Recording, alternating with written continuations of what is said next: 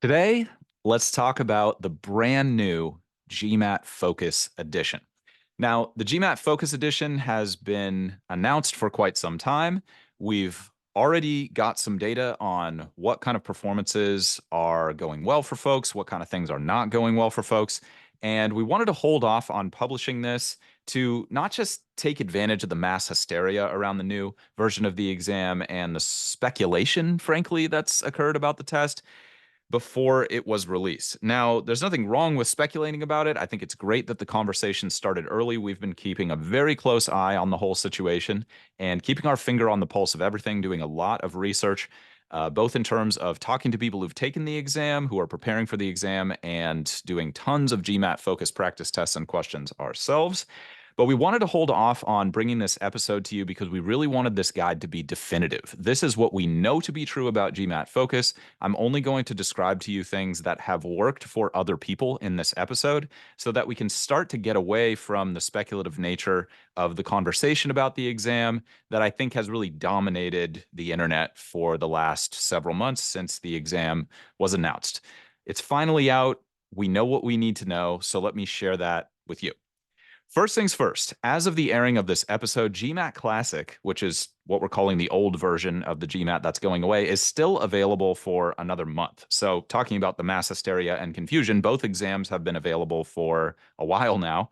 And a lot of people are asking, is there any reason to take the old version of the GMAT while I still have the opportunity to do so? So, if you're listening to this after January 2024, then the decision has already been made for you. GMAT Focus Edition is by and large the de facto GMAT now, and that just is the GMAT, unless something crazy has happened and there's a whole nother version of the GMAT now. But in that case, we've got another episode for you, and or we've updated this episode for you. But as of now, you could still take the old version of the GMAT. So is there any reason to do that? There's really two situations where you might want to take GMAT Classic. The first is you're phenomenal at sentence correction.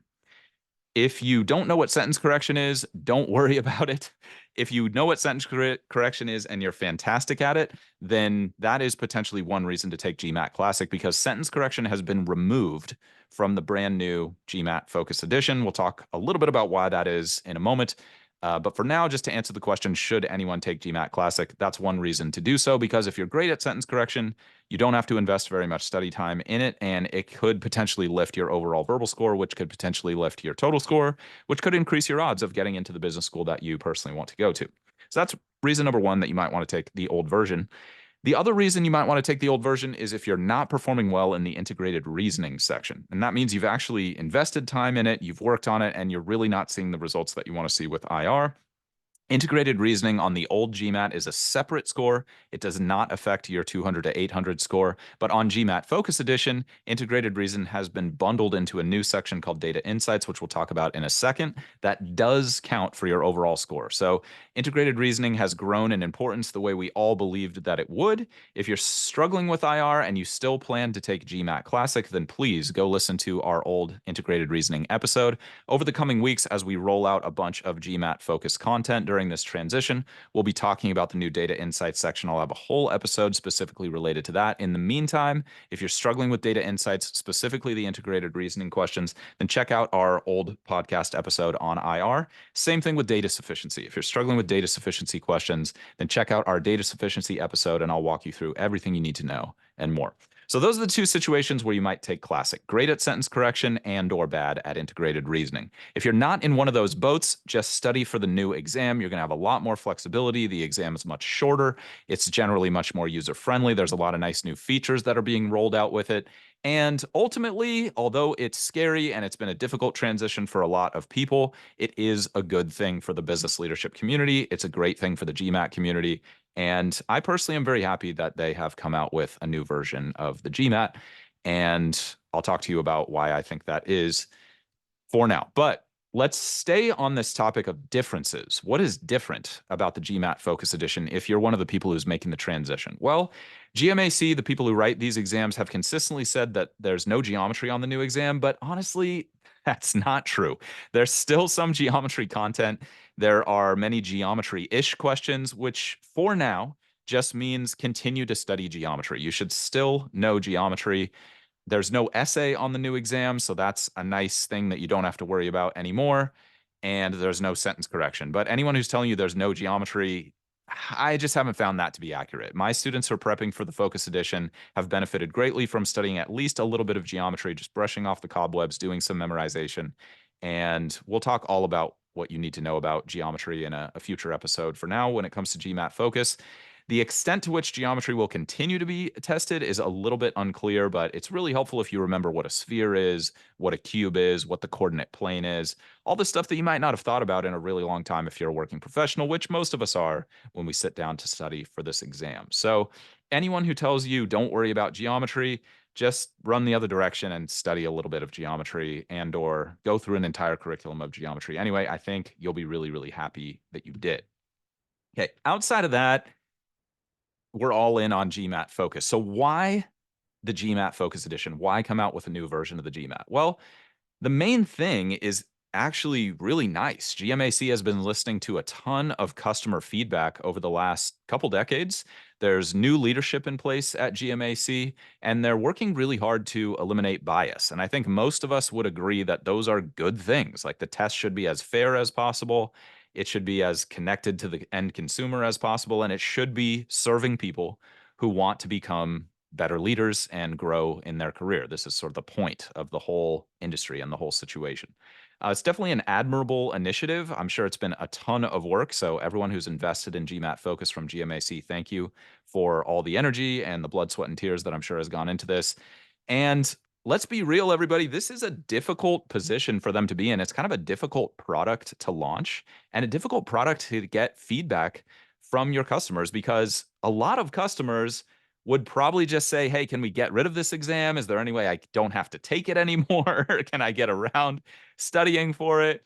So it's a little strange, and it's not the kind of typical product that most businesses would be bringing to market and getting consumer feedback on. So I think they've done a good job. Is there such a thing as a perfect standardized test? Probably not. I think we're all just trying to get as close to perfection, and the alignment of everybody's incentives between students, business schools, companies that hire from business schools. There's a lot of stakeholders in the situation. So ultimately, GMAC is working hard to try to help the business leadership community.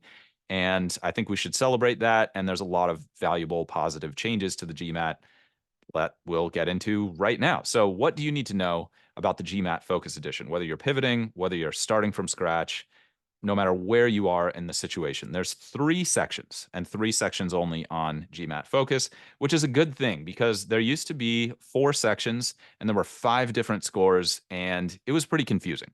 So let's break it down.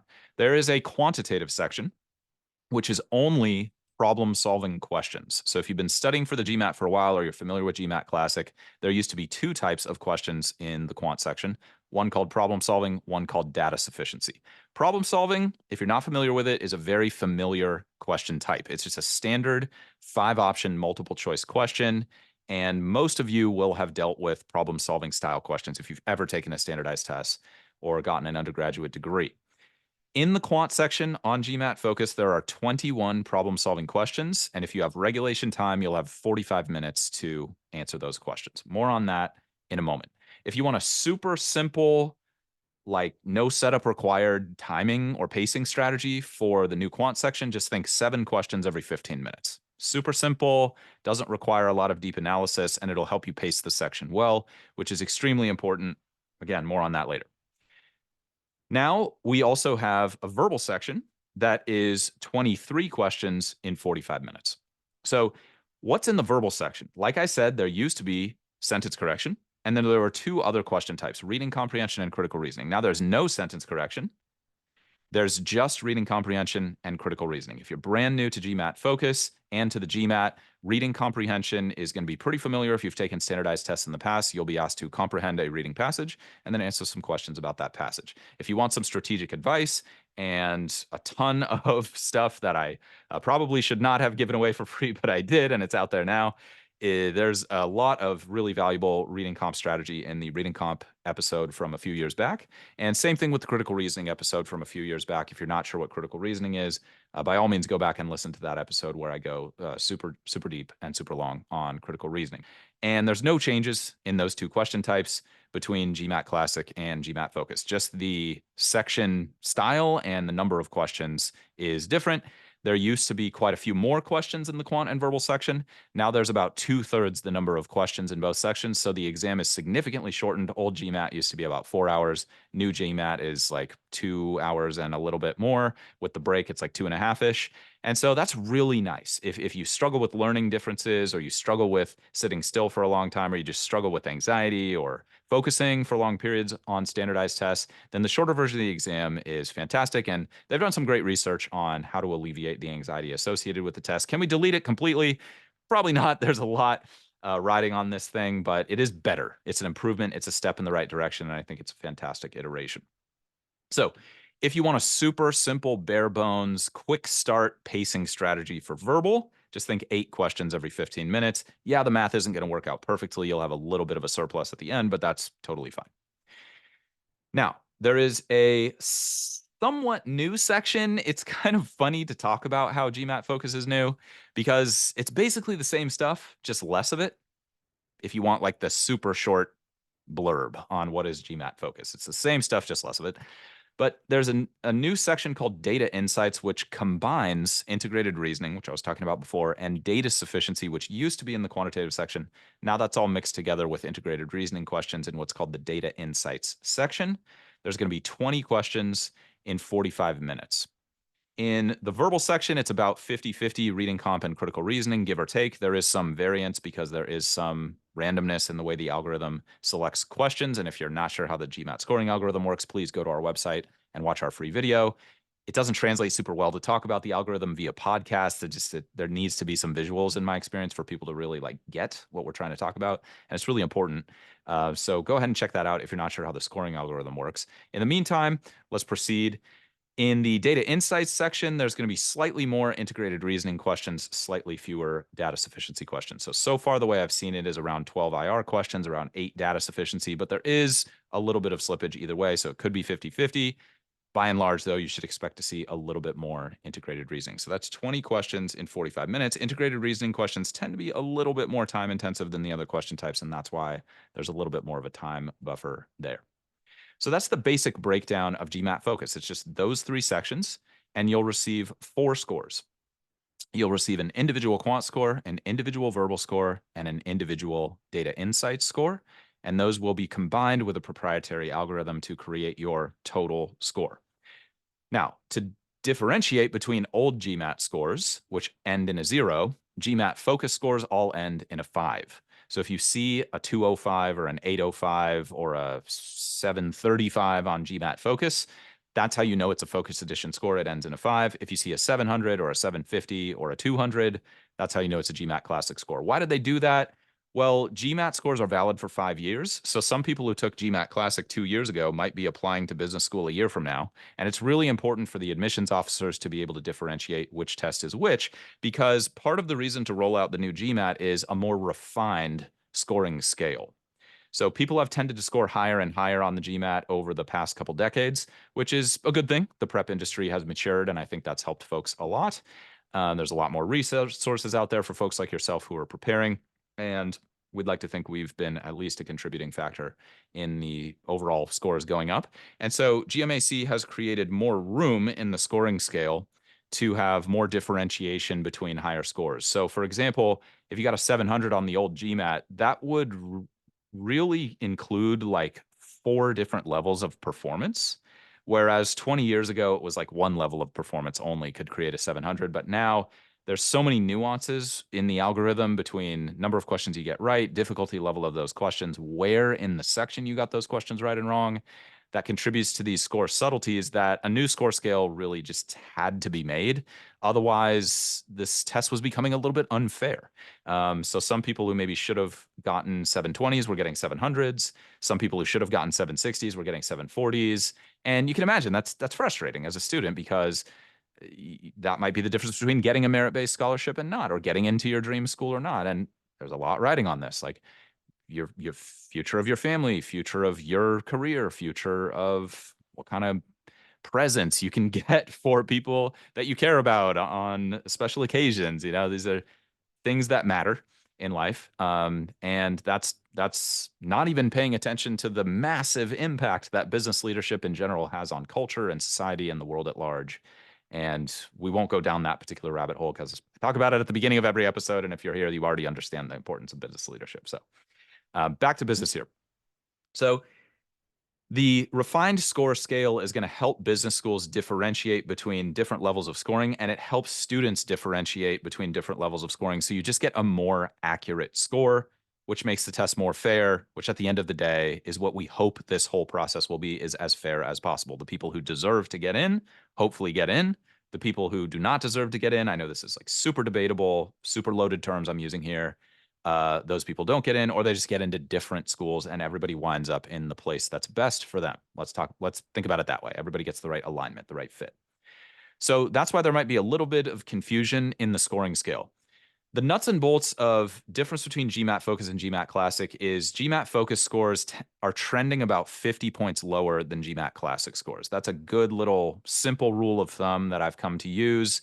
It's not perfectly accurate, but it'll help you translate between the two exams. So the old benchmark of massive excellence on the old test was a 700 number. And there's a lot of lore and a lot of literature written about breaking the 700 barrier. And for good reason. It's a phenomenal GMAT score. It really helps getting into these really elite, really selective business schools. That number has basically been replaced and will be replaced by the new 655. We're still aligning the score trajectory perfectly and the score scale, but 645 to 665 is roughly indicative of the classic 700 elite score. And so I'm just shorthanding that as 655. And that has been like the source of some controversy, but really it shouldn't, everybody. Let's just put this to rest. All the speculation, I'm sorry. I'm not buying it. The people who are doing the admissions deciding are professional admissions consultants. Are they human beings? Might they have some bias? Yes, human beings, as of today, have bias. It's part of the human mind. But they're trained professionals. They've got the score concordance. They've got an insane amount of training on the difference between the new exams. Let's all trust them to make the adjustment. I don't think there's any merit at all that people are going to look down on a 655 GMAT focus score because of the weight that the old 700 held. Might I be wrong about that? Maybe, but I just have seen zero evidence. I've talked to zero admissions consultants who are like, oh yeah, 655, that totally sucks on GMAT focus. Like that just, I don't see how that mindset could possibly serve you unless it's going to motivate you to work harder and work more intelligently and be more strategic with your prep. If it does, and it's like a positive pressure, by all means use it. Otherwise, just don't worry about it. Harvard Business School knows what a great GMAT score is, and they know what they're looking for in a strong candidate. Okay, so let's just put that to rest. I've had so many people ask me about that, and it's creating so much stress. And that's not our job as providers. Our job as providers is not to stress people out. It's to help people. Okay. I'm moving on. I already talked about listening to the integrated reasoning and data sufficiency episodes. If you need help with that, I'll go super deep on scoring and individual scores in future episodes. Let's keep this one focused on the big picture and what you need to know. At the end of the day, what is the big deal with GMAT Focus? Not much. It's still the GMAT. It's basically the same scoring algorithm. It works exactly the same. I went to an hours-long training. I was invited by GMAC where the head statistician who designed the new algorithm gave a talk. Thank you, GMAC, and everybody who included myself and TGS in that process. It was very helpful, very informative. Very kind of you to reach out to the community. It was a bunch of prep providers there who are going to disseminate this information publicly. And it's really an awesome thing. I think it was a very intelligent move that they made. The scoring algorithm has been adjusted, and some of the old school lore and frankly disinformation that exists about the scoring algorithm out there on the internet has just been toned down. So the algorithm used to make these pretty big leaps in difficulty near the beginning of the section, which led to this sort of myth that the early questions were quote unquote worth more to your score. And there's a lot of GMAT prep that's been sold on the back of that story. Let's call a spade a spade. Let's keep it real. And that strategy can work. If I'm being real with you, I have seen people use it to good effect. It's not what I recommend because technically that's not the way the exam is designed to work. And that's why I made the video on the website. I don't want to like beat you over the head with this. And I apologize if I am, but I just care. And that knowledge of the way the algorithm worked was missing for me when I was studying back in the day. And it probably cost me about 6 months of my life that I'm just never getting back. So I think it's really important that you go watch that. I'm not going to pitch you on anything. It's not that kind of thing, everybody. If you want to work with us more directly, that's fine. We never pitch you on anything unless you ask first, hey, can we work with you? Can you help us out? And even then, we don't take everyone because not everybody is a good fit for our program, and we're really committed to getting all of you set up with the right stuff, which is why so much of our stuff is free and we're giving away so many secrets here. Okay. But don't worry about that webinar. It's not like the classic, like, hey, let me just sell you something kind of webinar thing. It's not that. It's like real hardcore advice and information and stuff that can really help you avoid a lot of the pitfalls that are super common. I've been doing this for a really long time now, and I know what holds people back. Great people, great business leaders, people who are generally good at taking tests. All of a sudden, this test is just a different game, and I've put that together for you. I put a lot of time, blood, sweat, and tears into it for you. So check it out. Check it out. Doesn't have to be now. It's 40 minutes. I try to make it as short as possible while still getting the point across. And it'll totally change the way you look at the exam. It'll really, really help you out. Okay. If you have any feedback on it, if you didn't love it, just shoot us a DM and we will listen and we will take the feedback. Okay. We're really committed to making everything we do great for you. All right. So it's the same GMAT. So yes, the algorithm has been toned down a little bit, but it still works exactly the same way. It still has the exact same initiative. Pretty much any strategy that was truly effective, not just some garbage strategy, but a truly effective algorithm management strategy that worked on GMAT Classic will still work on GMAT Focus. It is, for all intents and purposes, the same experience as a student. I've taken many tests at this point. I've guided many people successfully through the GMAT Focus score moving process and score improvement process. And everything that used to work still works now. The biggest difference, the big deal, it's shorter.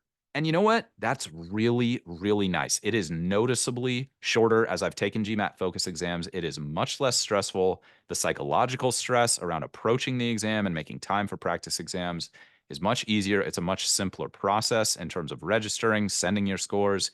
You get a very detailed readout of your performance after the test included with your exam fee, which you used to have to pay extra for. It used to be a $30 fee to get the data from your exam. There's way less emphasis on stamina, which I think is interesting. Maybe that's debatable whether that's good or bad, but for students who just want to go to a great B school, I think it's fantastic. And it's, I think, just a much better situation, especially for people with learning differences who really suffered under the extended time accommodations of the old exam, where, yeah, 50% extended time was a big advantage in some regards, but it also was like a 5-hour test now. And if you had 100% extended time, it was comically long. And it just really wore people down. And it was tough. It was tough. People did it. I walked many, many people through the process, but I do think GMAT Focus is just better. I think it's just a more accurate depiction of people's abilities to process data and perform well in an academic setting. And that's what we're going for. So GMAC, I think, has basically accomplished its goal with the new exam. One side note, because there's no more sentence correction, you're definitely going to want to focus on your writing skills when it comes to the application process. I'll have future episodes on applications. We've been helping people with applications for many years at TGS. It's not something that we put out in the front of this stuff because we want to keep it focused on GMAT. But if you do have questions, we'll do our best to answer them if you reach out to us. People who have great writing skills, either naturally or because they studied writing a lot, have always generally had an advantage coming into sentence correction and grammar anyway. But without the pressure to improve your English grammar and your clarity of writing and your concision, which really helped a lot of my past students become better writers, better speakers, better communicators in general, which is a really important leadership skill. If any of you have worked for people who are poor communicators or worked with people who are poor communicators, it's not that you can't get wins. It's just everything becomes more harder. It's like everything becomes more difficult. Good thing sentence correction is gone because more harder is would be wrong on the GMAT. Um, um, So if you haven't had strong writing skills, then you're going to want to just integrate that a little bit on the side or just give yourself a little bit of extra time for the application and essay writing process because it's really important. And as of 2024, when I'm recording this for you, late 2023, artificial intelligence technology, in my opinion, is just not there yet to get you like that really killer business school essay. Soon enough, maybe it will be, but for now, I think you still want to think about what is great writing, what is good writing. And because you won't be working as much on sentence correction, I would recommend maybe setting aside 10 hours or a week or so to just work on some basics of high quality writing in the 21st century because people's attention spans have shifted a lot. What used to be considered really great writing isn't always considered great now because of readability issues. So if you're looking for a great resource, there's a good book called On Writing Well, and I think that's fantastic if you need a little bit of help with that. But sentence correction and writing is no longer tested on the GMAT, so you don't have to worry about that as far as the exam itself goes. If you're interested in how AI is evolving in the education field, specifically corporate training and adult education, then go ahead and add me on LinkedIn and buckle up because I'm going to be pushing out a bunch of hardcore information on that topic in the coming years. I've done about a decade of research into the field, and I'm going to continue to do my best to remain at the front of these rapidly developing innovations. If you're not interested in that, don't worry about it. So let's talk about study strategy for GMAT Focus Edition now that you understand this big shift that all of us are going through right now. It's not super different, your study for GMAT Focus. We are going to be updating this for 2024, so definitely subscribe and stay tuned for an updated how to start your GMAT studies episode and updated how long will it take me GMAT to study for the GMAT episode. And we're going to be doing a big push to just make this as easy and painless for all of you as it could possibly be, given that things are getting a little crazy on the internet with GMAT Focus. And I think there's a lot of noise out there. When you come into the market as a student, I think it can be quite confusing. It's difficult to know who to trust, who to listen to. There's a million different products and offers. It's difficult to know which one's right for you. So we're doing our best to cut through that here. And if you have any feedback on the show or you have personal questions about your situation, just reach out to us anytime and we'll do our absolute best to support, like I always say. Number one, GMAT Focus, how it's a little bit different than GMAT Classic and what you want to keep in mind as you're preparing for this. Number one, timing is tight. Yes, there are fewer questions, and actually mathematically, there's a little more time per question, like in the quant section. It used to be exactly 2 minutes per question, 31 questions in 62 minutes. Now it's slightly more, 21 questions in 45 minutes. But timing is still tight, and this is going to feed into another thing that I'm going to talk about in a section, which is every question is worth a little bit more because there's now fewer opportunities to get and lose points. So just everything's been compressed.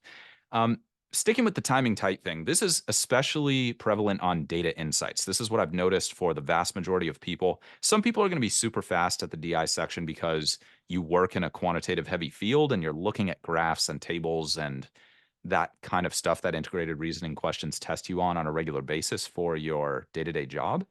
So if that's not you and you're not already crushing DI and not having time issues in DI based on your baseline practice exams or your recent practice exams, you're going to want to do a lot of integrated reasoning practice. You're definitely going to want to touch on data sufficiency. You're going to want to hit that hard, especially if it's a pain point for you. But the main time sinks I've seen for people is integrated reasoning. There's a free resource on MBA.com that's very worth getting into to get some integrated reasoning practice for free. And you can just web search MBA.com integrated reasoning, and it's like an about page where they talk you through each of the 4 integrated reasoning question types. And then underneath each little blurb about the question type are 4 to 6 sample questions that you can go through. For a lot of you, that's going to be enough for you to be prepared and fast enough at integrated reasoning. If that's not enough for you, then there is a paid product on MBA.com called the Official IR Practice that might be getting sunsetted soon. And so it's probably going to be called the Official Data Insights Practice or Official Data Insights Practice Questions. Pretty much the same thing. Just get whichever version of it is current at the time that you're listening to this if you want to improve your DI performance and timing is an issue for you. It's actually quite unusual that just doing tons and tons and tons of practice questions is a super efficient score mover for people on the GMAT, despite what you might have been told or what you might read. Doing lots of practice questions seems reasonable. It seems logical. It sells a lot of GMAT prep courses for sure. Not that there's anything wrong with that, but it's, in my experience, has not been the most efficient way to move people's scores in general. But with integrated reasoning, volume can really help. I've noticed that people who do just a ton of IR practice get better, they get faster. So that's one place where just the more is more approach can really help you out. So if timing's tight on DI, that's what I recommend. Second point in terms of developing a good study strategy is remembering what I said a moment ago. Every question is now worth more than it used to be. So what does that mean? Every recommendation that I've ever made about scratch work is 10 times more important than it used to be, because missing a question that you know how to do hurts you a lot more now, because there's just fewer chances for you to make a good impression on the test and the algorithm. 21 chances instead of 31 chances. If I have 31 chances, I have a little bit more margin for error. I can drop a question here or there and it's not going to affect me as much. Now it's just going to affect you more. So all that means is you just want to change your preparation process to have a lot of emphasis on getting the questions that you know how to do right. Don't fall into the typical trap of speeding through questions you know how to do so that you have more time to answer questions that are harder that you are less likely to get right. That's not really the behavior that the GMAT scoring algorithm rewards, even though that's a reasonable strategy on typical standardized tests that are based purely on accuracy. The GMAT is not based purely on accuracy. It's also taking into account the difficulty levels of questions. Again, hit the video on the website if you're like, what does that even mean? I don't understand that at all. Okay, so this has always been the toughest battle for people in the quant section, is not missing questions that you know how to do. If you've seen score drops on official tests, score drops on your practice tests, 9 times out of 10, it's from missing questions you know how to do. And then the rest of the time, it's timing issues typically, which is why I'm leading off with those things. So just trying to get you ahead of the game and save you some pain. It's now much harder to recover in the algorithm because there's just a less section. You have less runway. It's like running a startup with a really tight budget. If you make good investments, you can scale to the moon. If you make some bad investments, even just one or two bad investments might mean you run out of cash and you got to shut the business down. So you can definitely afford to drop one question in the quant section because of an unforced error or because of a scratch work issue where you do 5 + 5 = 11, or you misread the question. Like, we're all human. It's very, very difficult to be perfect 100% of the time. So if you're missing one question per section on your practice test, probably okay. If you're missing more than one, you're going to want to invest a lot of energy in developing new habits to help you stop from missing those questions. If you want some help structuring that, then go back to our episode, I think it's episode 3, called How to Organize Your Study Time. I give some really powerful, really simple advice that you can put into practice today that will really help accelerate your growth, avoiding missing questions you know how to do. Okay. And the way the algorithm works, if you miss questions you know how to do, they're not going to show you the harder questions, which is going to cut you off from a certain high level of scoring, which obviously we don't want. Okay. So get the stuff that you know how to do right. The data sufficiency, we'll do a new episode for, because some of the stuff is related to GMAT Classic, but data sufficiency, because DI, the time does get squeezed by integrated reasoning questions. I have seen people struggle with data sufficiency, not because they're bad at data sufficiency, just because they're really time pressured in the section.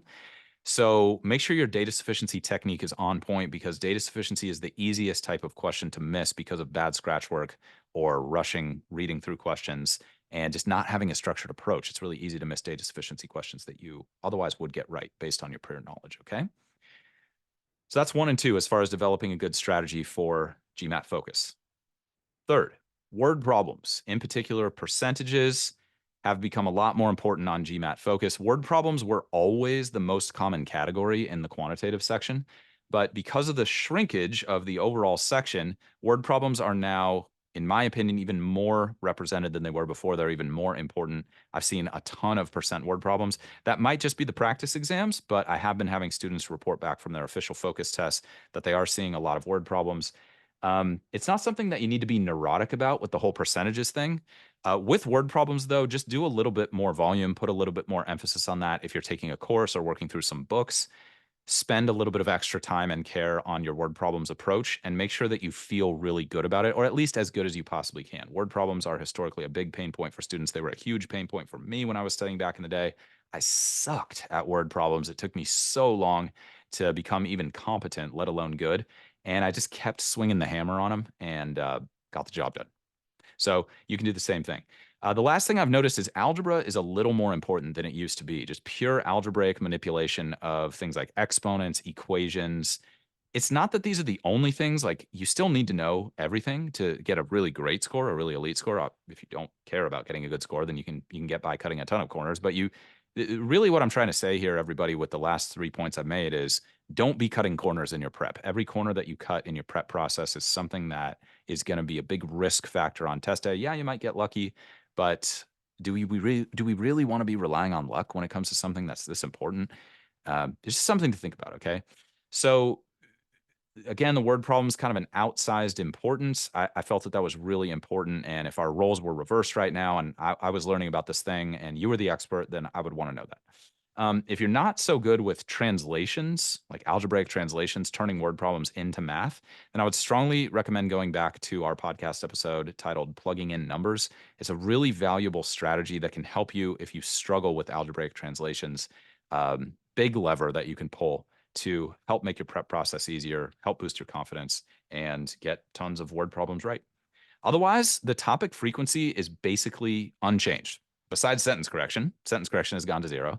But otherwise, I'm seeing the same number of inference questions on reading comprehension, the same number of primary purpose questions on reading comprehension, similar number of strength and weaken questions and critical reasoning, just everything scaled down by about 2/3. And so that's causing some things that were already a little overrepresented to become more important. And then it's causing some things that used to be less important to become maybe even a little bit less important. And if you're not sure what the basic topic frequency is, I don't want to go super long on this because it's kind of a deep issue. But things like probability and counting, you used to see maybe 1 to 2 of those, one to 4 at most on any given GMAT. So it was like 10% or less of the section typically. Now I've had people go in and take focus and really not see any probability or counting questions, or maybe just 1 or 2. Whereas with the word problems thing, they're seeing like 3 to 10. So just take that and put it in your back pocket in case that is useful. If you're looking for a super elite score, then you should know how to do everything to the best of your abilities, and you shouldn't be thinking about what to spend more or less time in. But if you're on a tight timeline, then you're going to want to invest a little bit more in word problems and a little bit less in probability because it's just going to have an outsized impact on your score. So hopefully that makes sense. Fourth tip in terms of developing an awesome, super powerful study strategy for GMAT focus. A big question, can I still use GMAT classic materials? This is great news. Yes, absolutely you can. There's no new question types. Some things have been eliminated, but nothing has been added. There's problem solving is still the same. Critical reasoning is still the same. Reading comprehension is still the same. Data sufficiency, same. Integrated reasoning, same.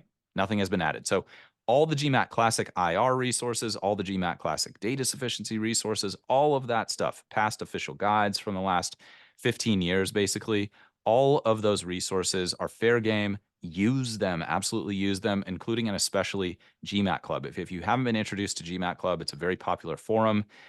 Just be careful. There's a lot of noise on GMAT Club, and you want to find the people who are true experts and take their advice a little more heavily weighted than just the random questions that get dropped there. There is a lot of noise on GMAT Club, so just be careful out there. But by and large, GMAT Club is an amazing resource. There's a lot of great tools on there for you, and most of it is free.